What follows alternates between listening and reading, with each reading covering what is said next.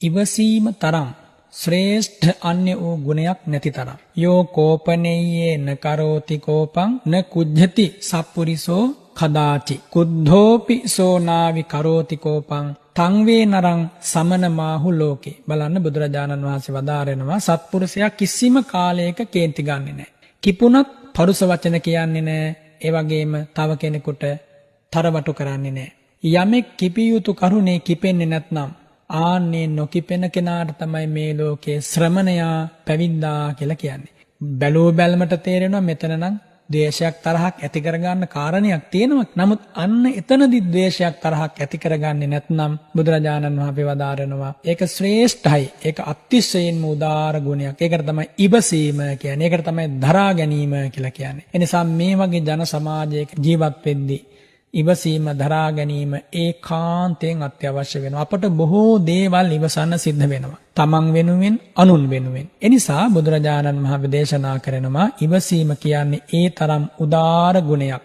කටයුත්තේ පසුබැසීමට, ඒ වගේම ධෛර්ය වීරිය නැතිවීමට කරන දේවල් තියෙනවා. කටයුත්තේ පසුබහින්න, ධෛර්ය වීරිය නැති වෙන්න, බිය වෙන්න, ශෝක වෙන්න, ලැජ්ජා වෙන්න, කෝප වෙන්න, කලකෝලාහල නඩුහබ ඇති කරගන්න මේවට හේතු වෙන දේවල් කාලෙන් කාලෙට ජීවිතවලට ලං වෙනවා. වරින් වර ඒවා ජීවිතවලට පැමිණෙනකොට ආන්නේ හේතුන් නිසා වෙනසකට නොපැමිණ තමන්ගේ ජීවිතය යම් කිසි කෙනෙකුට පවත්වන්න පුළුවන් නම් ඒන් අදහස් කරන්නේ හිතේවත් ද්වේෂයක් ඇති කරගන්නේ නැතිව අකම්පිතව මේවට මුහුණ දෙන්න පුළුවන් නම් අන්නේ ස්වභාවයට කියනවා ඉවසීම කියලා.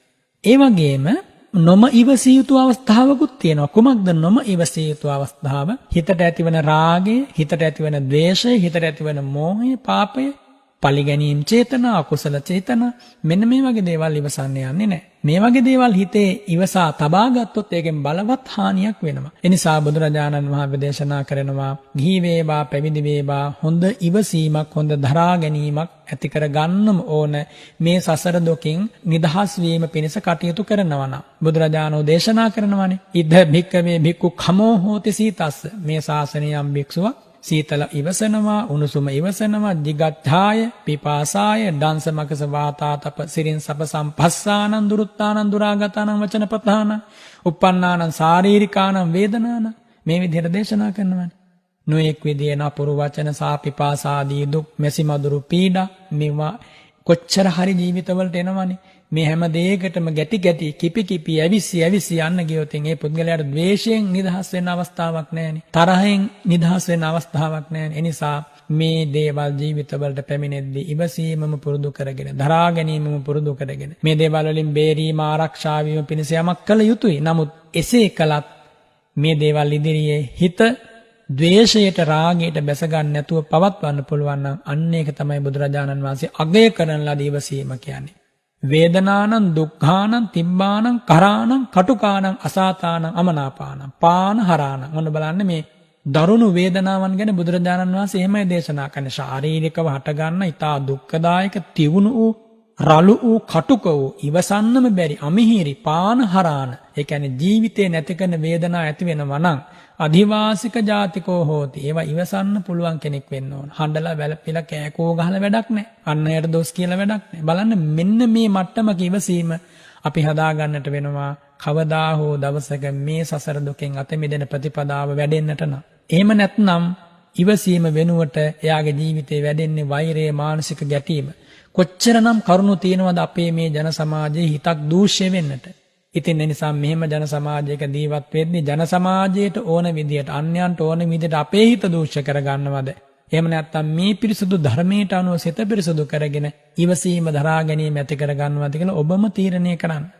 පැවිද්දෙක් නම් ඉවසීමක් නැත්නම් මහානකම කිසිදාක පවත්වන්න බෑ. ගිහියෙකුට ගිහිකම උනත් හරියට කරන්න බෑ ඉවසීමක් නැත්නම්. පුංචි තැනක ඉවසන්න බැරිකම නිසා මිනිසු මොන තරම් අමාරුවේ ලෝකේ වැටෙනවද? ඒ නිසා මේ ඉවසීම කියන ගුණය ඇති කරගත්තොත් මහා පුදුම දියුණුවක් ලබන්න පුළුවන් ජීවිතේ. ඒ වගේම ඉවසීම යම්කට තියෙනවා නම් දරා ගැනීම මේ ජීවිතයේ තුලදීම ධ්‍යාන අභිඥා මගඵල උපදවන්න පුළුවන්.